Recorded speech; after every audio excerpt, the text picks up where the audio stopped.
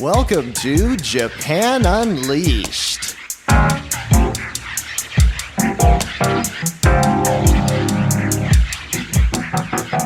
Welcome to Japan Unleashed, where we take a deep look into important issues facing Japan. I'm your host, Parker Allen, President and CEO of Parthenon Japan. This episode of Japan Unleashed is the fifth in a six-part series on Japan's regional revitalization. I am joined today by my good friend, fellow Japan specialist, Parthenon Japan Senior Advisor, and co-contributor to this series, David Wagner. David, thank you so much for being a part of this program. It's great to be here, Parker, and I'm particularly looking forward to this discussion because, honestly speaking, as non-Japanese permanent residents, this topic hits home for us too. In this series, we have talked about energy revitalization, Japan's real estate challenges, various government initiatives, and technology and healthcare issues. This time, we're going to examine the issue of how immigrants and migrants are changing the face of Japan and ask some questions. Why do more and more non-Japanese want to call Japan home? What are some of the critical issues surrounding immigration to Japan? And finally, does Japan actually want to embrace immigration? Or more importantly, can Japan continue to thrive without it? That hit the nail on the head. And the issue is of whether most Japanese even want non-Japanese residents here. And the historical answer is kind of, but in limited doses. And one might argue, can you blame them? In Japan today, as a country with thousands of years of history, the population remains under 98% Japanese. The fundamentals that make Japanese society tick, like civility, manners, and great service, are linked to Japanese themselves and very specific values, attitudes, and beliefs that they possess. How might these change as the number of non-Japanese increases? These are the issues up for discussion today. We're starting right off with a hot topic. It is true that Japan has become the economic and cultural superpower that it is today, and no doubt thanks to traditional core values and norms. However, we both know that the so-called Japanese way is an ideal, but not a rule set, and it's certainly not practiced universally. I've experienced Japan at its best, and I've also seen things that completely go against any notion of the so-called Japanese way. So it's not a perfect circle of harmony. And in any case, the notion that Japan can continue to prosper amidst rapid depopulation without more Japanese to fill the labor gap is wishful thinking at best. Yeah, we can agree on that, and the Japanese know this very well, and that's what we're doing to discuss in this topic today. It's no mystery that the number of non-Japanese has been growing steadily in the post-war period, and today there are over 2.8 million residents of foreign nationality who call Japan home. At roughly 2.2% of the total population, while minimal compared with other developed economies, the foreign population of Japan is at a historic high. This is despite the challenges of living in Japan, which include everything from the language barrier, understanding the culture, natural disaster risk, among a plethora of other things that people living in Japan have to navigate, to being accepted as an equal partner in prosperity and being seen as a positive presence in your local community. At the same time, more and more people see Japan as a land of opportunity. Yeah, that's true, but where are the workers? I mean, the path to a more multicultural Japan remains unclear at best. This is partly because various efforts to bring non-Japanese to Japan are ongoing. It is also because anticipated targets have been dashed due to Japan's long border shutdown due to the pandemic. And I remember specifically from April 2020 to October 2022, it was very difficult even to come back to Japan as a permanent resident. So, this has dramatically affected Japan's entire economy, and it certainly did not help the Japan countryside as a whole, which has been suffering from population decline for decades. We've talked about this in this series. What's clear is that rural Japan needs help with everything, from growing food to manufacturing products. After all, there is only so much that robots can do. Robots! While Japan is a pioneer in robotic technology, the cost and limited capability of what exists today makes that option unviable, to say the least. I wonder how many of those SoftBank peppers are sitting somewhere covered in dust. Good point. Yeah, robots work sometimes. They're really good at welding and whatnot, but when it comes to more human-centric tasks, humans are still pretty good, kind of lazy, but... So in our previous discussions in this series, we have highlighted some of the factors that have culminated in Japan's rural decline. But what we are focusing on this time is the impact, if any, of non-Japanese workers in rural areas. Yeah, let's bypass the interesting but lengthy discussion on the types of immigration and the criteria needed to immigrate to Japan, and instead focus on what is happening in rural Japan as a result of the presence of non-Japanese. And the question is, why are foreigners coming to Japan? Well, it's mostly for education and work, but what are they finding here? Japan can be a land of opportunity, but being successful here hinges on your skill set, language ability, and cross-cultural sensitivity, just to name a few. Yeah, those are important, and the government of Japan is well aware there are obvious advantages to welcoming more non-Japanese into Japan. Yet there has always been a tendency to approach immigration in small and manageable doses. Highly skilled professionals are preferred longer term, but the need exists for lower skilled workers in a greater way. Among the more notable offerings is one started in 2019 when Japan initiated an immigration reform policy designed to bring 345,000 new workers to Japan to fill the ever-widening low-skilled labor gap. Though they're only permitted to stay for up to 5 years, it is an ambitious program that could prove effective. That's for low-skilled workers. This year, the government is talking about establishing an additional program to lure highly skilled professionals from overseas who also have an income of over 20 million yen, which is about 150,000 US dollars or more. That's 8 times more than the average individual income in Japan. Yeah, so whereas low-skilled workers are only welcome here for up to 5 years as a whole, highly skilled workers can obtain permanent residency in only 1 year through the point system that's been created. And do you have any advanced degree? And are you an impressive person with a CV? And are you rich? If so, Japan welcomes you, and none too soon. Otherwise, your time in Japan is limited. That is, unless you marry a Japanese. This sounds exactly like the government's consistent drumbeat, but the weak yen and the less than optimal terms of the low-skilled worker visa are certainly not going to have people beating down the doors at Japanese embassies around the world. In fact, I've heard stories of Japanese people moving to developing countries because the pay is better over there. Yeah, I've seen that too. According to one estimate, by 2050, Japan's population is expected to shrink from the current 126 million to around 105 million people, which equals a decline of about 400,000 people per year. Alarm bells must be ringing in Kasumi Gaseki. Let me just check. I can hear them ringing. Yes, they are. But I have a question. How can Japan meet its labor needs and maintain its cultural uniqueness? This is a central question. Immigration globally produces new cultural norms, many of which lead to cultural segmentation. But when you need nurses, farmers, fishermen, and construction workers, beggars cannot be choosers.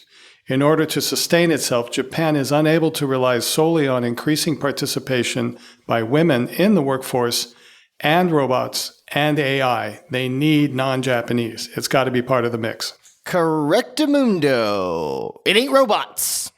Say it again. So Japan's Immigration Services Agency data confirms that over 35,000 non-Japanese highly skilled professionals have been accepted into Japan since 2012. That sounds nice on paper, but it remains a tiny number compared to Japan's real needs. The Mitsubishi Research Institute estimates that by 2030 there will be a shortage of about 1.7 million people in specialized technical occupations.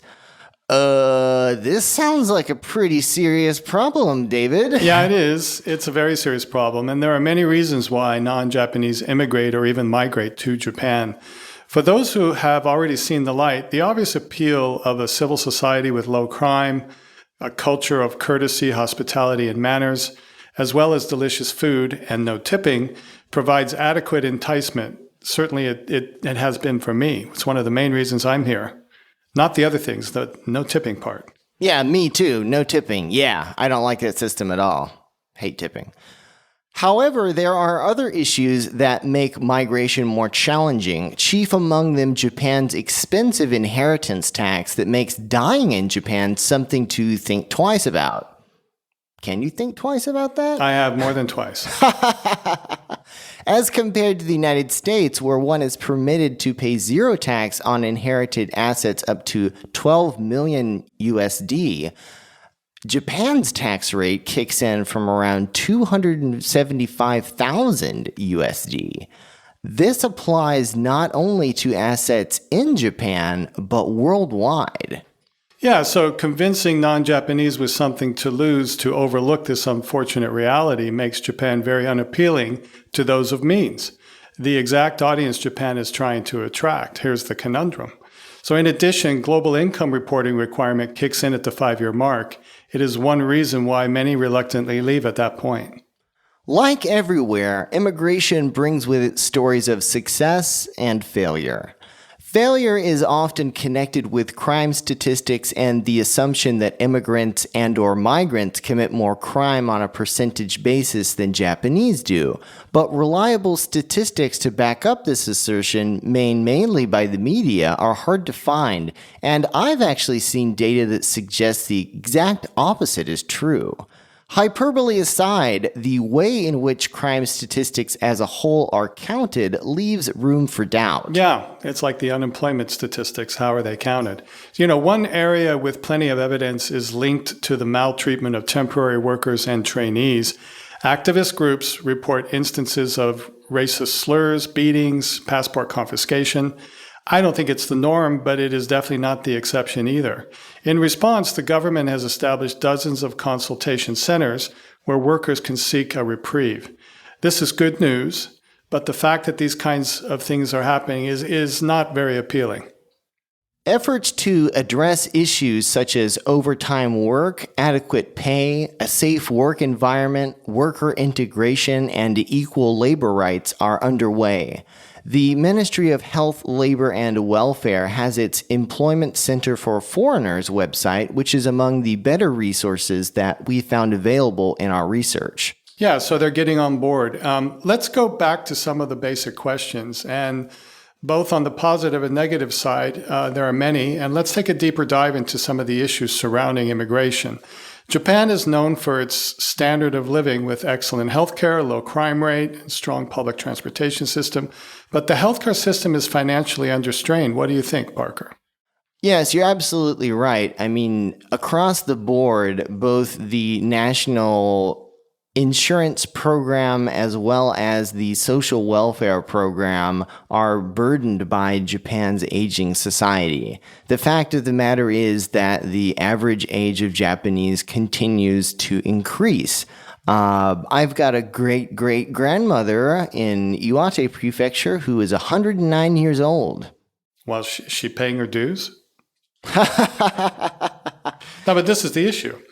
You even if you depend on AI and robots don't pay into the pension system. Yeah, they don't pay into the they? healthcare system. Yeah, I don't think Pepper has been paying his residence tax. Yeah. So it's got to be human beings. So Japan is a culture that many people find appealing for lots of reasons, as we've discussed. From traditional Japanese culture to modern pop culture, there's something for everyone. What's your view on that, Parker? I think that is one of the catalysts that gets people interested in Japan, but it's not the only one. I think that Japan has so many interesting facets that you can really get into so many different aspects of Japan. And I think that's what makes it so appealing. Of course, one cannot talk about the appeal of Japan without talking about pop culture. You know, modern animation is basically emulating the anime style of Japanese animation that really has swept the world and inspired really the current generation of cartoon artists. Yeah, so there's the anime people who come to Japan because they're interested in Japanese anime. There's the people who want to study the language. There's people who just want to make money. But, let's talk about job opportunities, because there are a lot of jobs right now if you are truly bilingual and you speak a high level of Japanese. But if you don't, the jobs are limited. That is definitely something that is an issue when it comes to immigration, because most of the people who come to Japan have limited or no Japanese ability. And it's not an easy language to learn. I mean, personally, I've been studying Japanese since I was 12 years old. Yeah, but you're fluent. And I've been living in Japan since I was 17. So, if I can't speak Japanese by now, then screw me. Yeah, but you're an example of somebody who came here and learned the language, learned the culture. But it is an issue, a central issue for Japanese society to maintain its traditions and its values as it embraces more foreign or non-Japanese partners in prosperity. And I think that you're going to see a situation where Japanese people are going to have to get used to the reality that a lot of these migrants, especially low-skilled workers, are not going to speak the language. But they probably will speak English, so might be a good time to brush up on that English. Well, I mean, I'm continually amazed, even though things are better than they used to be with English speakers. I was at a dentist today who didn't know basic words in English, and he's treating non-Japanese. So, I have the responsibility to learn to say things in Japanese, and that person has a responsibility with a foreign clientele to at least speak the international language, which still remains English. I mean, 6 years of study and you still can't speak basic English. It is a real problem for Japan. And it's a fundamental problem with the education system, something that the national government and local governments have continually tried to improve, but with limited results. But it's better than it used to be, let's be honest. And you're absolutely right. And the fact of the matter is, brass tacks. You're not going to learn English unless you need to learn English. And if there are a bunch of foreigners who you can't communicate with, I think you might learn a little bit of English. Yes, that's right. But the language barrier itself, Japanese as a language, is another interesting topic. And it's grammatically simple and practically challenging. And it does not help that so many Japanese don't speak English, even though they've been exposed to it formally, as I said, for 6 years in junior high and high school, if not 10 years in university. But it's even worse in rural areas. Yes, it definitely is. And for the exact reason I just mentioned, I mean, if you have no opportunities whatsoever to practice English in the real world, how are you going to get good at it? Yeah. It's the same as golf. You don't practice, you're not going to get good at it. And then there's a real issue of, when it comes to non-Japanese that we've discussed already, is discrimination. And whether it's subtle, which is normally the case here, or in your face, which is sometimes the case, one has to be prepared for being an outsider here. And that takes a little bit of practice. Definitely. I mean, when it comes to discrimination and, prejudice and even racism in Japan, it is not so much due to malice, but I think more so due to lack of understanding of other cultures.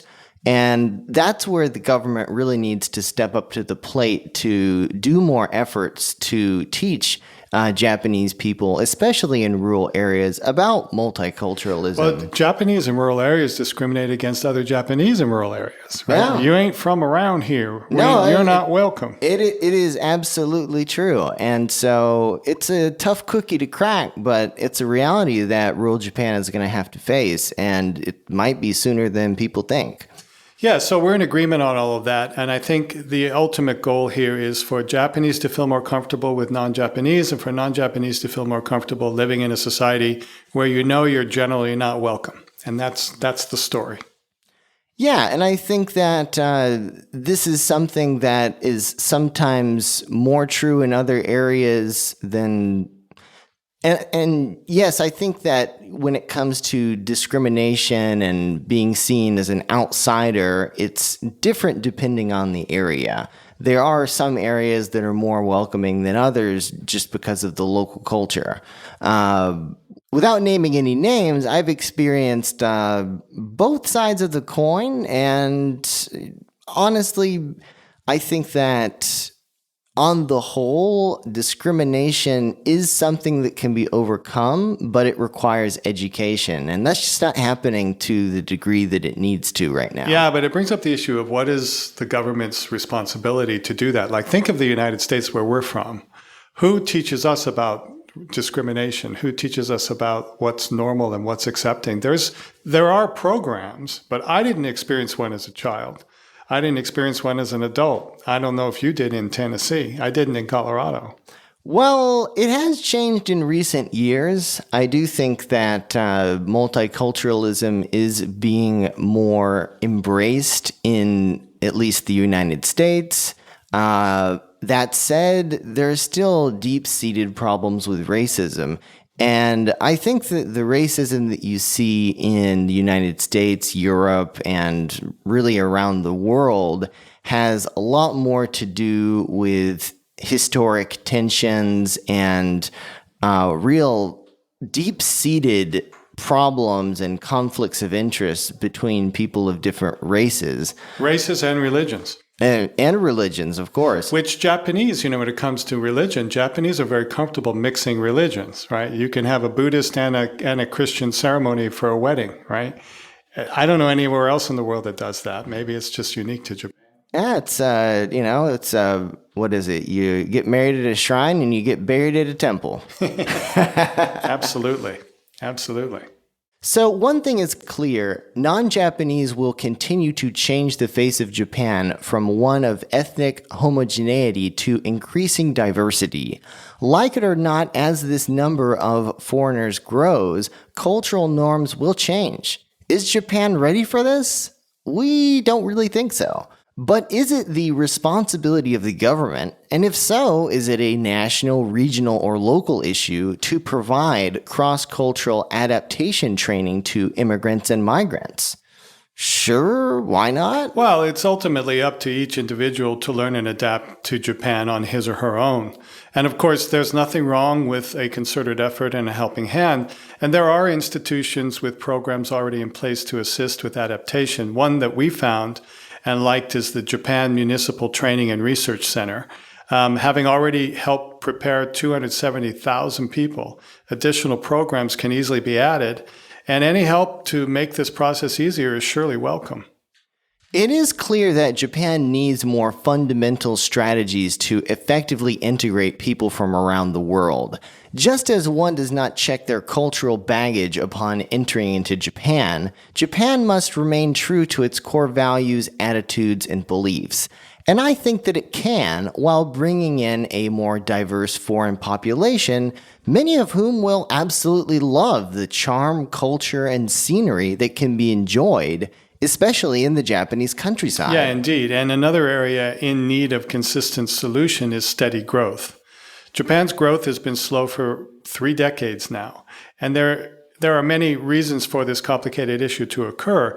Linked to it is the high savings rate and generally conservative nature of Japanese spenders.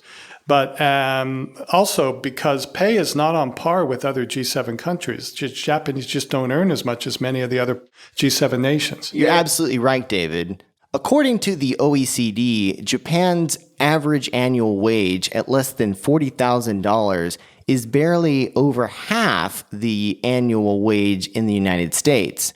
Many people sense that Japan is a less expensive place to live as compared to the United States, but that depends on the place and item in question. Yeah, and Japanese property is on average 56% more expensive in Japan's urban areas on a square meter basis than in rural areas.